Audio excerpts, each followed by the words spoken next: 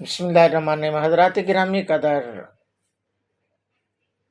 جس طرح کے بہت ہی ایک اہم گفتگو اور اہم مسئلہ ڈسکس کیا جا رہا تھا، وہ تھا تقلید۔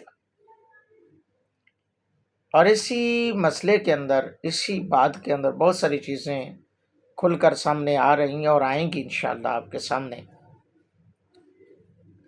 آج جو بات میں کروں گا، کن مسائل میں آپ تقلید کر سکتے ہیں، کن مسائل میں تقلید نہیں کر سکتے، یعنی کن مسائل میں تقلید کی جاتی ہے اور کن میں نہیں۔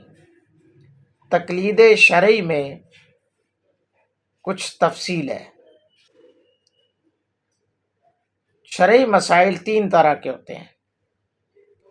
نمبر 1 عقائد، نمبر 2 وہ احکام جو صراحتاً قرآن پاک یا حدیث سے ثابت ہوں اور اجتہاد کو ان میں دخل نہ ہو، نمبر 3 وہ احکام جو قرآن پاک یا حدیث سے استنباط اور اجتہاد کر کے نکالے جائیں۔ تو یہ تفصیل ہے۔ عقائد میں کسی کی تقلید جائز نہیں ہے،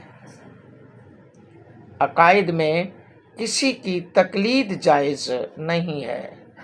تفسیر روح البیان کے اندر یہ بات، سورہ ہود کے اندر بات ہے، نصیبہم غیر منقوص، نصیبہم غیر منقوص۔ اور اسی آیت کی دلیل کے اندر یہ بات لکھی ہوئی ہے کہ اگر کوئی ہم سے پوچھے کہ توحید اور رسالت وغیرہ تم نے کیسے مانی، تو یہ نہ کہا جائے کہ حضرت امام اعظم ابو حنیفہ رحمۃ اللہ تعالی علیہ کے فرمانے سے، یا یہ کہے کوئی کہ فقہ اکبر سے، بلکہ دلائل توحید اور رسالت سے، کیونکہ عقائد میں تقلید نہیں ہوتی۔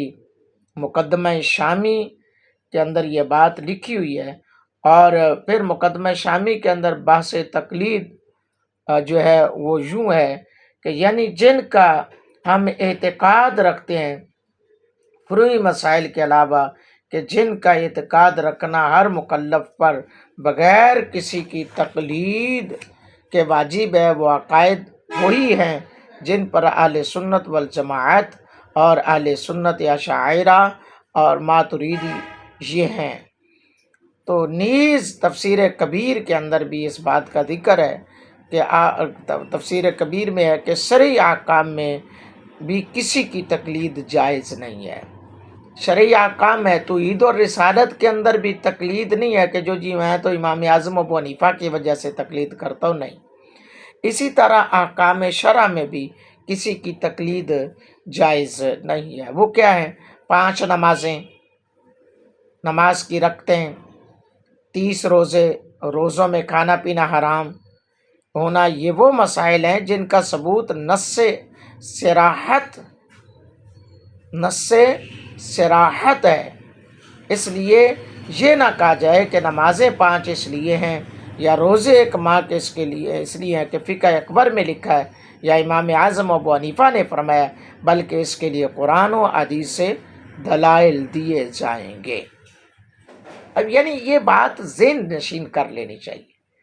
نماز ہے، روزہ ہے، حج ہے، زکوٰۃ ہے، ان کا صراحت نص کے اندر ثابت ہے، تو اس کے لیے تقلید کی ضرورت نہیں ہے، کیونکہ یہ نص قرآنی میں باتیں موجود ہیں۔ تو لہٰذا یہ بات ذہن نشین کر لینی چاہیے کہ ان مسائل میں، ان چیزوں میں جو ہے نا وہ شرعی احکام مسائل میں کسی کی تقلید جائز نہیں ہے۔ وہ الگ ہے کہ نماز جو ہے نا وہ کیسے پڑھنی ہے، وہ نماز کے لیے کیا کچھ کرنا ہے، وہ ایک الگ مسئلہ ہے۔ لیکن نمازیں 5 فرض ہیں، اس سے کوئی بھی منکر نہیں ہو سکتا، اور نہ ہی اس کے لیے تقلید کی ضرورت ہے۔ حق تعالیٰ سبحانہ کی بارگاہ اقدس میں دعا گو ہوں کہ اللہ تعالیٰ میری ان باتوں کو اپنی بارگاہ اقدس میں قبولیت کا درجہ عطا فرمائے، آمین ثم آمین۔ سنتے رہیے اور جڑے رہیے اس بابرکت اور احسن اقدام کے ساتھ۔ جزاک اللہ خیرہ۔